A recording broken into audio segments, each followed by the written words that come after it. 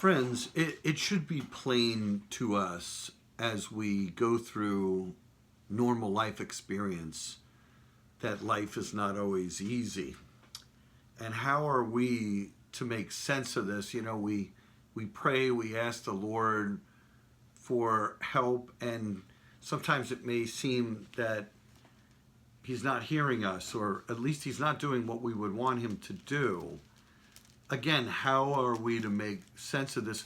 We're not the first people to be in that situation.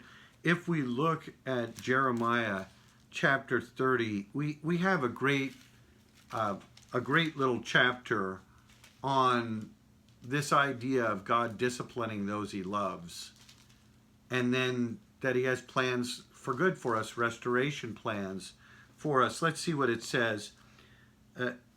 First, in Jeremiah 30, it says this, thus says the Lord, the God of Israel, write in a book all the words that I have spoken to you. And these words are about discipline, but also good things to come. So the days are coming when I will restore the fortunes of my people. I will bring them back to the land. It's very good to know that. And then, though, immediately we're given a vision of men who are in great pain. And it says, can a man bear a child? Why then do I see every man with his hands on his stomach like a woman in labor? What's going on with the men?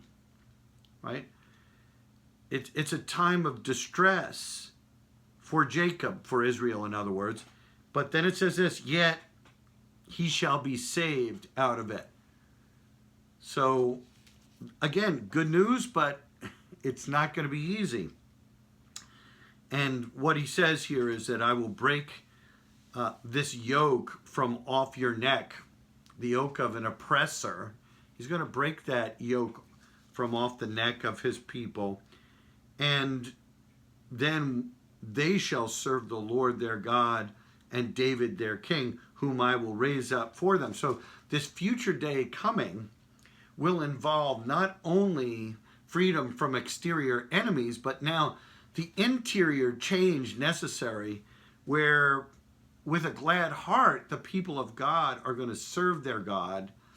And David, it says, David their king. So, of course, by the time Jeremiah is writing this, David's long gone. So we're talking about a future son of David, this messianic king, whom I will raise up for them. So some future king is coming. And at some point, with a full heart, God's people are going to serve the Lord and his anointed one, the king in David's line.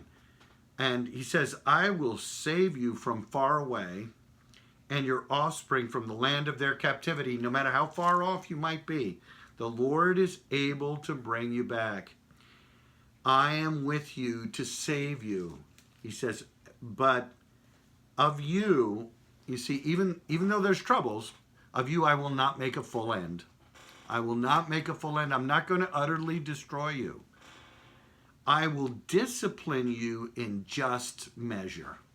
So there's a restoration coming, yet there, in the meantime, is a time of discipline maybe that we're experiencing right now. But for our encouragement, we know that God has a plan for restoration. Now, our guilt, or the guilt of Israel, your guilt, he says, is great. Yet your sins are flagrant. So it's not like he's minimizing that. But those who plunder you shall be plundered, and I will restore health to you. I will restore the fortunes of the tents of Jacob. And that means the city shall be rebuilt. Jerusalem, there's going to be songs of thanksgiving. We're going to multiply the people. I'll make them honored.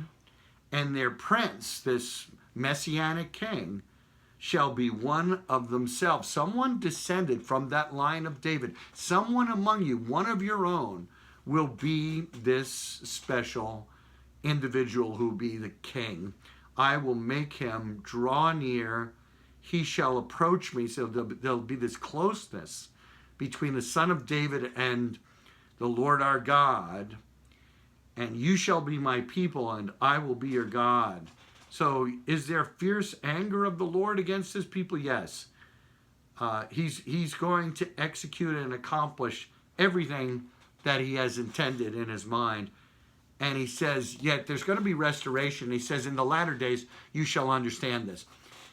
So this is true. This is true for the days of Jeremiah and a word they needed to hear. It's also true for us that, see, we know who this is, this David, this Jesus. And we have hope. Father, thank you for what you're doing. Even in the midst of discipline, we're reminded these words from Proverbs, also in Hebrews, you discipline those you love. And so we receive your wonderful care for us with joy in our hearts. In Jesus' name, amen. Blessings, friends.